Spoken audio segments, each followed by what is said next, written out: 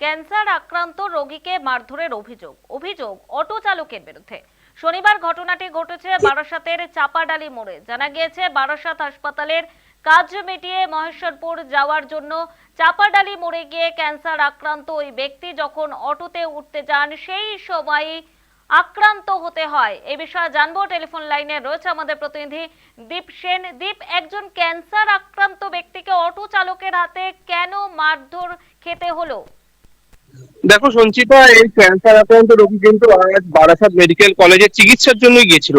সেখান থেকে ফেরার পথে তার মেয়ে সাথে ছিল। সে যখন একটি অটোতে ওঠে তখন অটোওয়ালাকে সে বলে, দাদা আমার কাছে ভাড়া কম রয়েছে এবং আমি আমার মেয়েকে নিজের কোলে বসিয়ে নিয়ে যাচ্ছি, আমি মেয়ের ভাড়া দিতে পারবো না। তখন অটোওয়ালার সাথে অটোওয়ালা সেই পয়সা দাবি করে এবং অটোওয়ালার সাথে বাকবিতণ্ডা হয়। সেই সময় কিন্তু পাশে দাঁড়িয়ে থাকা আরেকজন অটোওয়ালা সেই ঘটনাস্থলে আসে এবং তার সাথে যখন ঝামেলা বাঁধে সেই অটোওয়ালা কিন্তু সেই মহিলার ওপর চড়াও হয় এবং কয়েকজন অটোওয়ালা মিলে সেই মহিলাকে কিন্তু মারধর করে। মহিলার কিন্তু হাতে, পায়ে, মাথায় একাধিক জায়গায় আঘাত রয়েছে। সেই মহিলা কিন্তু তখন সেই স্থল থেকে একটি টোটো ভাড়া করে বারাসাত যে থানা রয়েছে সেই থানায় আসেন এবং থানায় এসে লিখিত অভিযোগ দায়ের করে। এবং লিখিত অভিযোগ যখন দায়ের করছে সেই মহিলা, তখন কিন্তু একদল টোটোওয়ালা থানাতে আসে এবং থানাতে এসে কিন্তু একেবারে থানার বাইরে তারা জটলা পাকাতে শুরু করে। এবং যখনই আমরা সংবাদ মাধ্যম সেই খবরটা কভার করতে যাই তখন কিন্তু অটোওয়ালারা সেই স্থান ছেড়ে, থানা ছেড়ে চলে যায় এবং পরবর্তী সময় কিন্তু এখনো পর্যন্ত কাউকে বারাসাত থানা এখনো পর্যন্ত আটক করেনি। এই ঘটনা কিন্তু তদন্ত চালাচ্ছে বারাসাত থানা। সেই মহিলা ইতিমধ্যেই কিন্তু বারাসাত যে মেডিকেল কলেজ রয়েছে সেই মেডিকেল কলেজে ভর্তি রয়েছে। সঞ্চিতা, একেবারেই অনেক ধন্যবাদ দীপ। এতক্ষণ আমাদের সঙ্গে টেলিফোন লাইনে ছিলেন আমাদের প্রতিনিধি দীপ সেন। অটোয় উঠতে গিয়ে ভাড়া দিতে পারবেন না এমনটা বলেছিলেন।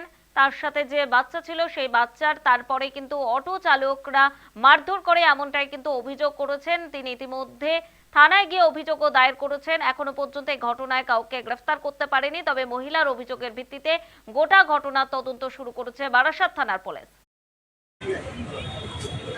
আছড়ে দিয়েছে আঙুলটা, আমি সোজা করতে পারছি না দিদি। কম আছে, হ্যাঁ, যে আমার এই মেয়েকে নিয়ে হসপিটালে গেছিলাম, তা বললাম আমার ভাড়াটা কম আছে, মানে বাদুর থেকে মহেশ্বরপুর পর্যন্ত। তা আমি বললাম আমরা দুজন আছি, আমার যা আর আমি, তা আমরা কোলে নিয়ে নিচ্ছি ওকে। বলছে কি না যে কোলে নেবেন, তাহলে আমি বললাম কোলে নিচ্ছি, আপনার 5টা প্যাসেঞ্জার, আপনি 5টাই নিন। বলছে না হবে না, আপনি কোলে নিলেও আপনার ভাড়া দিতেই হবে।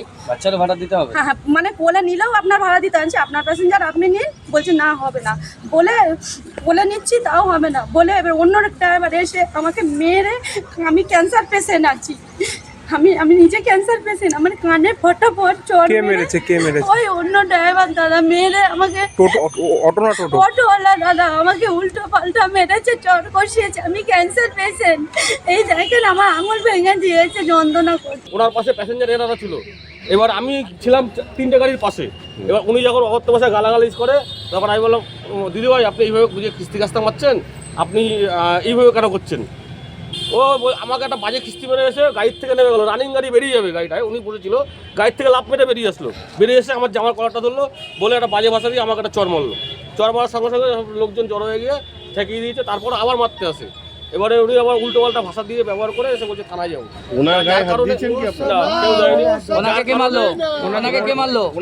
কেউ মারেনি, ওনাকে হাতাবাই হয়েছে। কার সাথে হাতাবাই হয়েছে? লোক পাবলিক, জনগণ ছাড়ানোর জন্য। যার কারণে আমরা প্যাসেঞ্জারকে সঙ্গে করে ওনারই গাড়ি প্যাসেঞ্জার কেন হয়েছে, প্যাসেঞ্জারকে জিজ্ঞাসা করুন কি হয়েছে ব্যাপারটা।